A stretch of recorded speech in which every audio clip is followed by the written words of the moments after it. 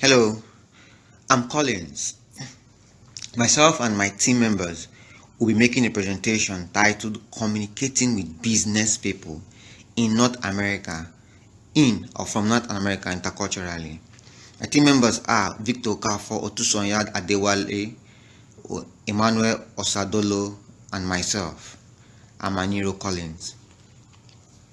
Okay, our scope of presentation take a look at two culture, a case study in North America.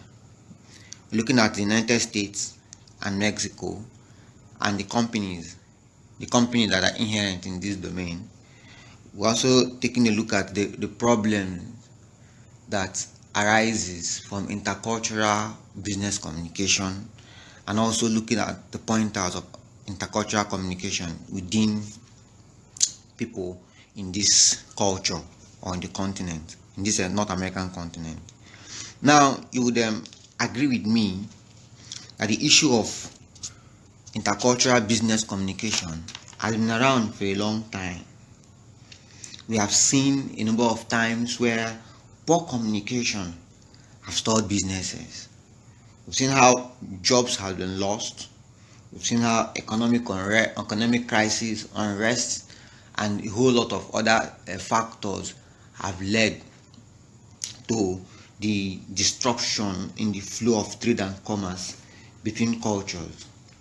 And globally, we've seen how a particular culture or a particular region having one setbacks or the other has in terms of communication have affected the global trade and commerce. And this is why intercultural communication affects real world situations.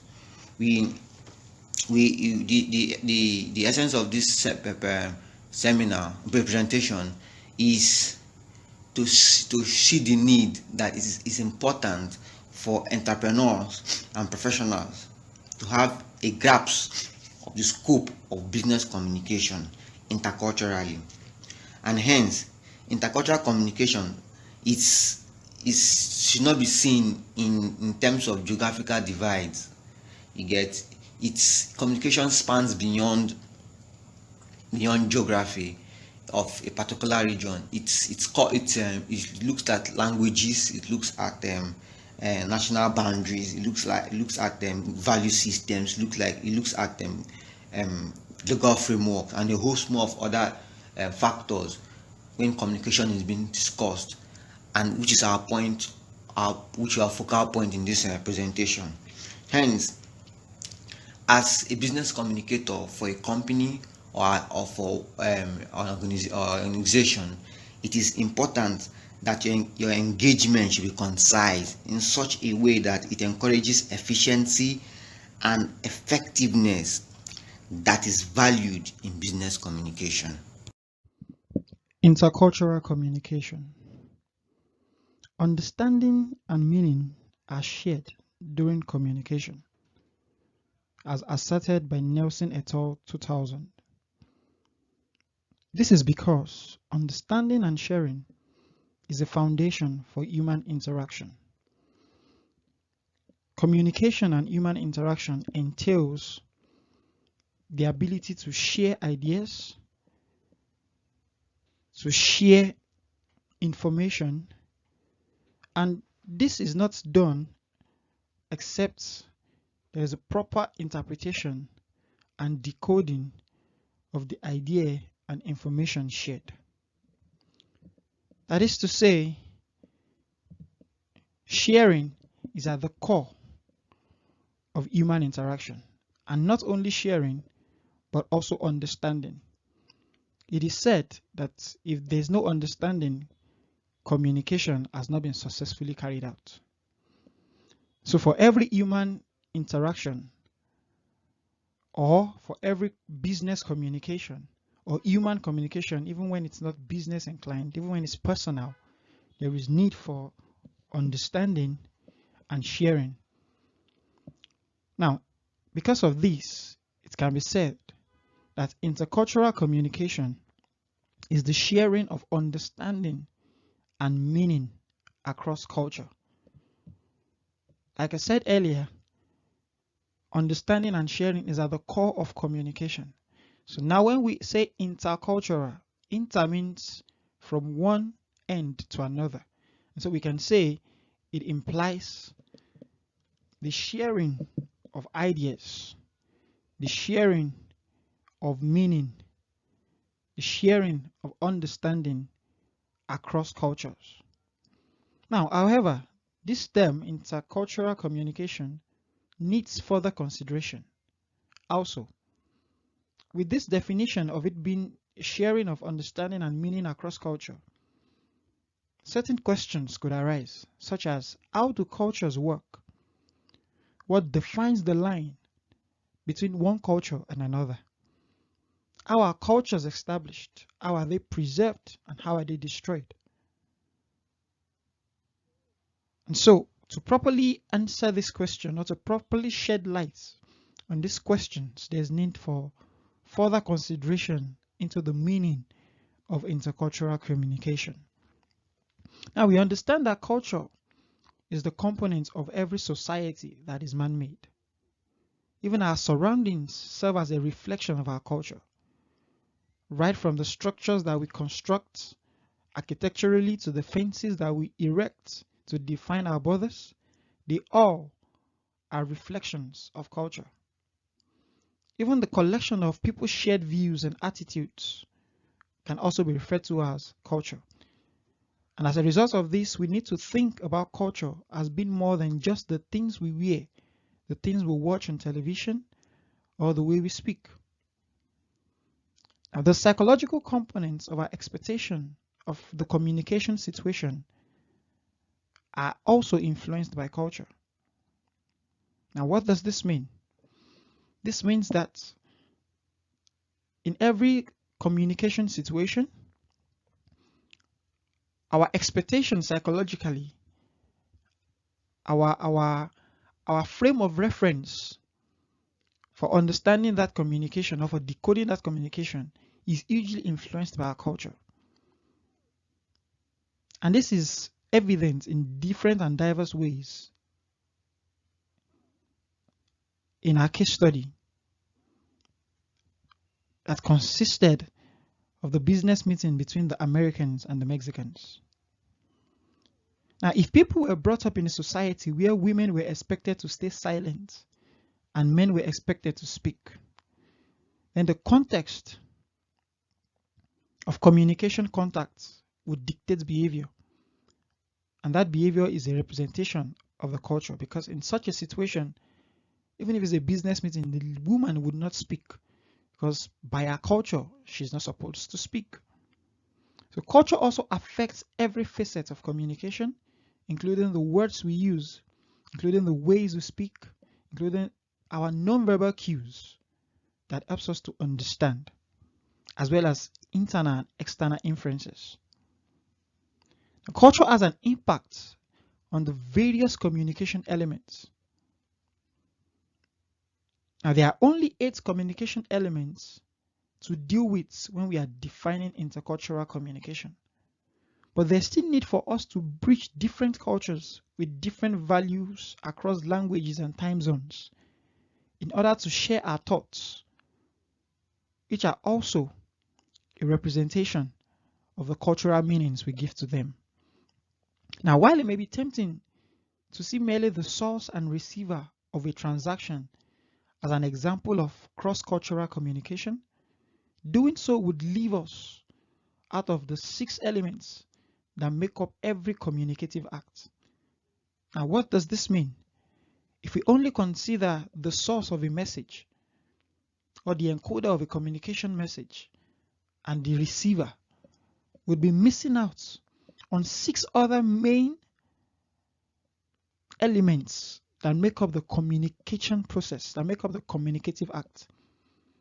And these 6 elements are the message, the channel, the feedback, the context, the environment, and even interference. And culture has a part to play on each of these elements. And not only that, culture is also influenced by it. So is culture a factor? Is environment? is message. Every time we communicate, all 8 components of communication interculturally are present, whether in huge amounts or in minute amounts. And every kind of communication, whether we are conscious of it or not, is cross-cultural. And so because of these reasons, because of these effects of culture, one might be inclined to define intercultural communication as the exchange of ideas between individuals from various cultural backgrounds, as evidenced in our case study. Now, what happens when two business people from two different regions communicate? What happens when people from different cultural backgrounds come together professionally or personally to communicate? All this will be reviewed even as the case study is analyzed.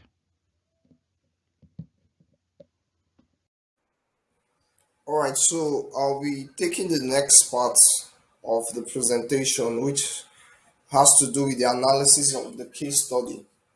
All right, so we've been introduced to intercultural communication and how understanding and meaning are shared during communication.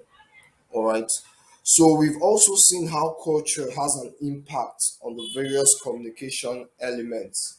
All right, so now we want to now look at a typical case study. We want to analyze a case study, and this case study would involve a Mexican. All right, how the Mexicans approach time meetings and how they respond to doing business. All right, as to how the Americans also respond. All right, so the first case scenario now, the Mexicans. If you fix a meeting, a business meeting with a Mexican, all right, a business meeting is supposed to be formal. So there are tendencies. There's a high tendency that the Mexican would arrive for such business meeting late and still do not feel any form of remorse. All right, so the place of intercultural communication and understanding. Earlier, we've seen how culture plays a deep role and deep dives into how people live their lives, how people view, all right, view what happens in the society. All right, so it's important and intrinsic. All right, so for this case scenario, where an American wants to do a business meeting or a business report with a Mexican, it's important that the American understand how the Mexicans perceive uh, arriving on time or not, all right, for such meetings. All right, so we go back to the analysis of the case study. So the Mexican might, it's there's a huge tendency that they might arrive 30 minutes, for 5 minutes, or even an hour late. Say the meeting was fixed for 9 a.m. All right, and they will not even feel any remorse.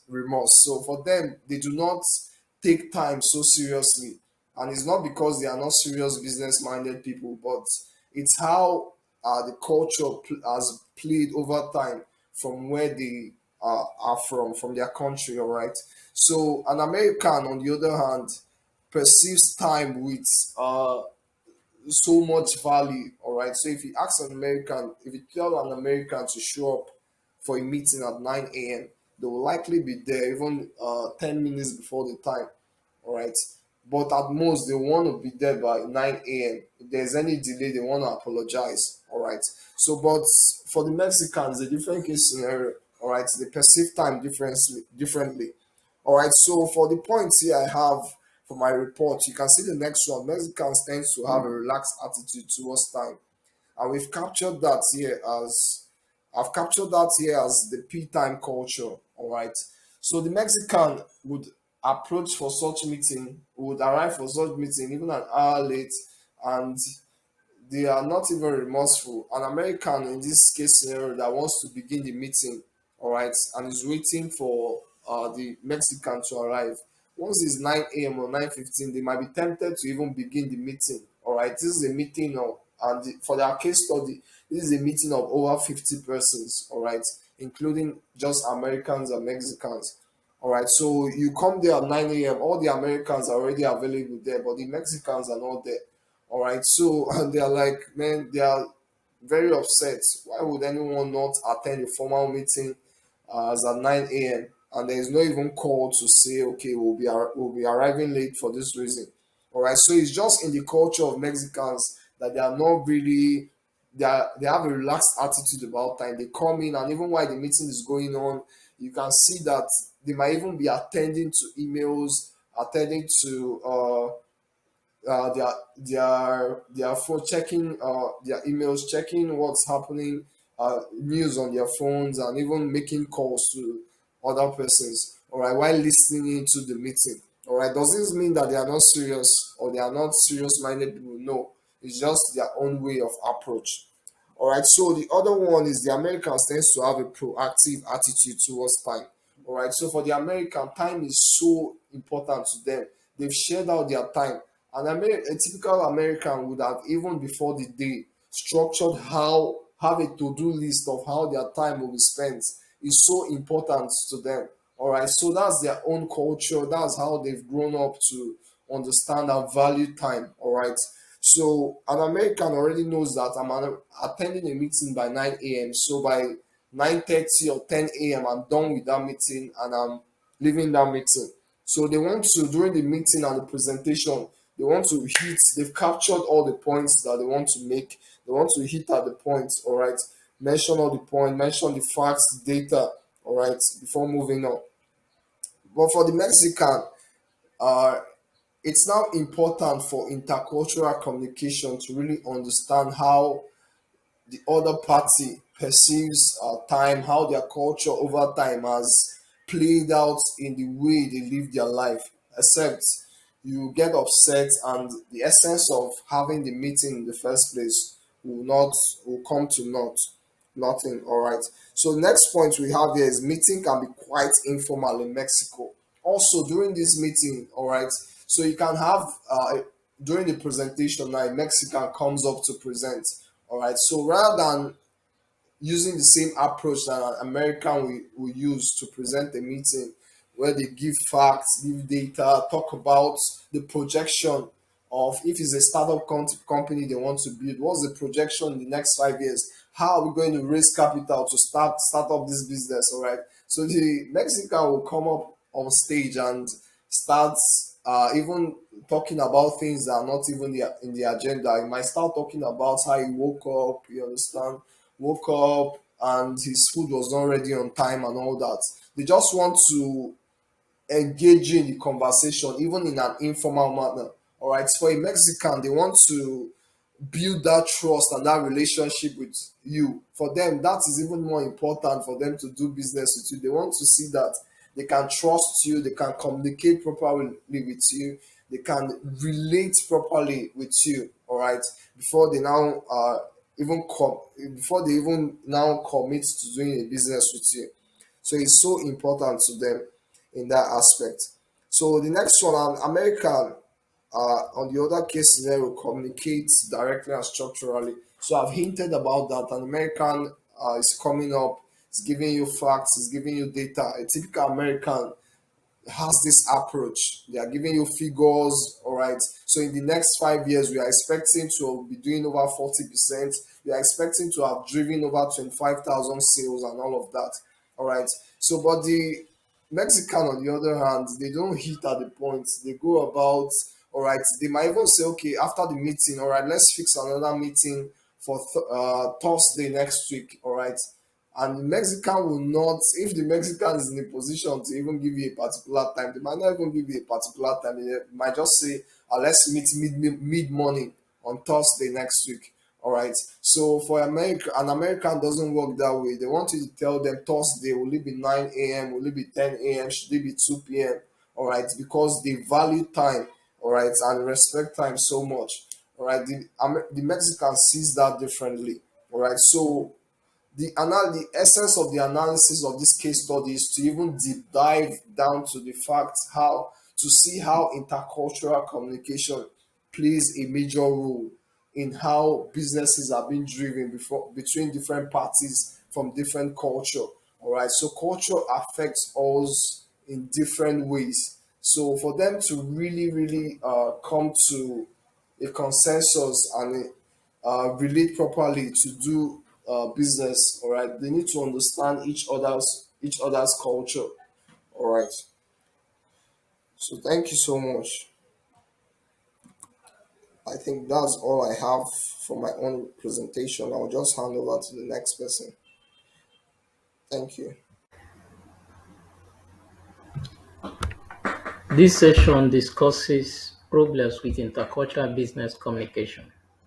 It is subdivided into different notable headings. Communication barriers between cultures are rarely recognized for what they are. People from one culture tend to blame those from another culture for their ignorance or irrationality when it becomes clear that they are not understanding one another, even though it is none of the parties' fault. Globalization has removed the constraints as we know them due to distance, boundaries, and the places where we can conduct business. Learning more about how to conduct successful international business is becoming increasingly crucial due to a significant increase in worldwide trade. Negotiation and intercultural communication are therefore crucial for success in a multinational workplace. Mexico's market had grown immensely, alluring to Americans as a close neighbor and NAFTA member. Although they are adjacent nations, there are significant cultural differences between them that can cause miscommunication and misunderstanding in both personal and professional settings. Chronemics is the study of how time is used in communication. It relates to how individuals perceive and value time. The perception of time undoubtedly has a significant impact on nonverbal communication processes and also has an impact on people's schedules, way of life, and willingness to wait. The Americans in this case study were not willing to wait. It is shown as they suggested that the presentation should start even when the minister, who was going to be the chairman, has not arrived, just because they were behind time. The Mexican minister, however, asked them to restart the presentation as he was angry that they started before he arrived, even though he was late. In addition to timing, simultaneity, and relationship building, chronemics also incorporates these elements. The perception of time is a significant aspect that contributed to miscommunication between the Americans and the Mexicans in this case study. In Tracy Novinga's words, communication issues between monochronic and polychronic cultures may result in emotional responses that range in severity, from annoyance to fury. Mexico is a polychronic culture, and the United States is largely monochronic, then hence the miscommunication. Seeing how the Americans kept looking at their time anxiously and how the Mexicans were relaxed when they were clearly behind time, it is not just a misconception that Mexicans value the present and prefer a slower pace to Americans who are constantly keeping up with time and who believe that time equals money. Mexicans are accustomed to multitasking, whereas Americans often concentrate on one task when conversing. For instance, in the USA, most individuals like to speak in tongues. As seen in the case study, Mexicans converse with multiple people at once, unlike their counterparts from America, who only hold one discussion at a time. This is shown here when the American presenters had to stop when they realized that the Mexicans were not giving their full attention to the presentation and meeting. Understanding the variations in time values is crucial for business people because it affects communication between these two nations significantly. Mexicans tend to build trust and relationships before business can happen. They are ascription oriented. Building relationships is a further crucial aspect of polychronic cultures, which the Mexicans exhibit. It takes effort to build relationships in Mexico, but it is vitally essential when conducting business there.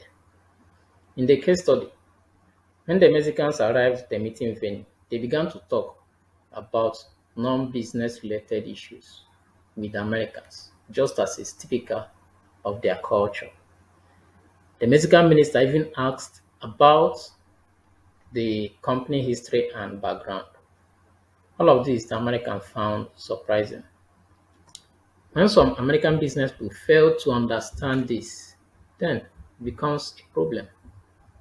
Additionally, commercial responsibilities are less important to Mexicans than their personal relationships with their business partners. Without trust, there can be no commerce. According to the Mexican proverb, "Sin confianza no hay negocio," which relates to the notion that developing relationships is crucial for any form of success at all. Mexicans believe in knowing their potential business partners personally before any business dealings, just as seen in the case study. We have already established that Mexicans prefer doing business with persons they respect and are familiar with. Because of this, the informal exchange also contributes significantly to negotiations. The success of the negotiations will be influenced by how well you come across to them and how well you sell or convince them to your proposals. Do not believe that you already have the contract in hand and that your Mexican partners have not adequately prepared themselves. In this case study, the Mexicans needed to examine the proposal among themselves, scrutinize it properly, and come up with an appropriate answer for the American counterpart.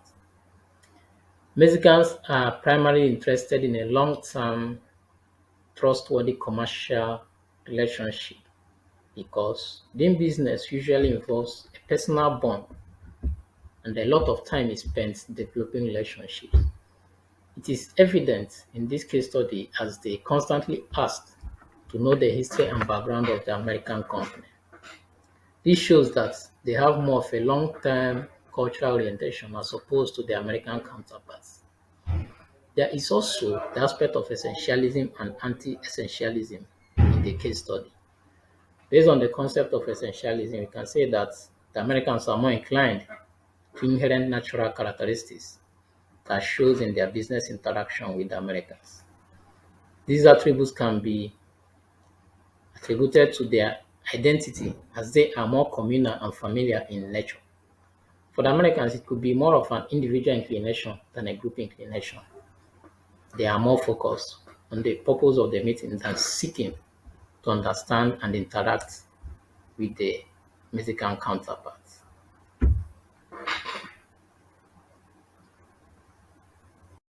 So, what's the template for communication between people in North America? My colleagues have dealt extensively on these two cultures, the United States and the Mexican people. So, in summary, how do we communicate?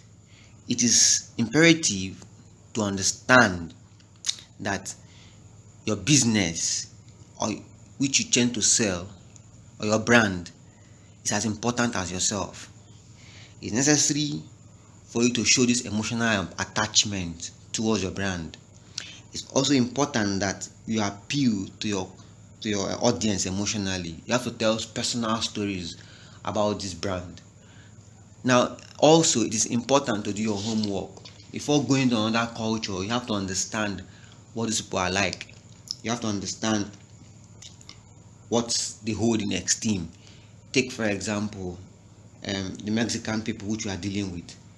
Relationship comes first before business.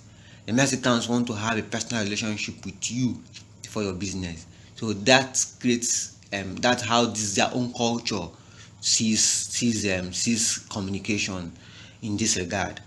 And lastly, you should be wary of offense. You see, it is important to have a basic understanding of cultural diversity. Take for example the Americans. When it comes to punctuality, they hold that very very high, and so unlike the Mexican. So we saw a case where the Mexican minister was angry that the business conversation kicked off before his arrival. That alone can end the deal. That alone can cost what millions. So it's necessary that you have to have this basic understanding of cultural diversity to avoid misunderstanding. And then in conclusion, cultural communication is a component of all communicative relationship, and as a business communicator or as an individual, the efficacy of um, of the person. Also, as it's a significant barrier to cross cultural dialogue is ethnocentrism, and it is should not be overlooked. It is very important, especially if you want to have a productive interaction with people of different background. Thank you.